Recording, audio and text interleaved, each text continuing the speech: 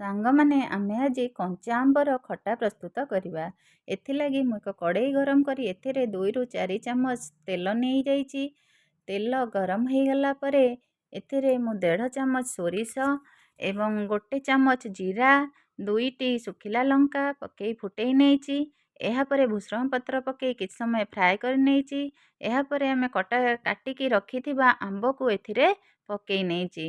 ଦେଖନ୍ତୁ ମୁଁ ଏଥିରେ 4ଟି ଛୋଟ ଛୋଟ ଆମ୍ବକୁ କାଟିକି ନେଇଛି ଏବଂ ଏଥିରେ ସ୍ୱାଦ ଅନୁସାରେ ଲୁଣ ଏବଂ ହଳଦୀ ଗୁଣ୍ଡ ଦେଇ ଆମେ ଏହାକୁ ଆମ୍ବକୁ ଭଲରେ ତେଲରେ ସନ୍ତୁଳି ନେବା।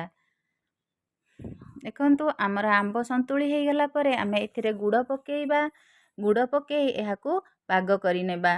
ଆପଣଙ୍କ ଆମ୍ବର ଟେଷ୍ଟ ଅନୁସାରେ ଆପଣ ମିଠା ନେଇପାରିବେ। ଆମ୍ବ ଯଦି ଖଟା ଥିବ ତାହେଲେ ଆପଣ ଅଧିକ ମିଠା ଦେବେ ଏବଂ ଆମ୍ବର ଟେଷ୍ଟ ଯଦି ମିଠା ଥିବ ତାହେଲେ ଆପଣ କମ୍ ଗୁଡ଼ ନେବେ।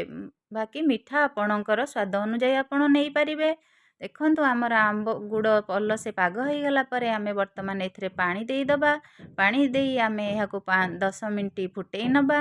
ଫୁଟେଇ ନେଲା ପରେ ମୁଁ ଏଠାରେ ବାଟିକି ରଖିଥିବା ଆମ୍ବ କଷିଆକୁ ଅଦାକୁ ଦେଇଦେଲି ଏବଂ ଦେଇ 5 ମିନିଟ୍ ଫୁଟେଇ ନେବା। ଏହାପରେ ମୁଁ ଏଥିରେ ଗରମ ମସଲା ଗୁଣ୍ଡ ଏବଂ ଲଙ୍କା ଜିରା ଗୁଣ୍ଡ ପକେଇ ଦେଲି।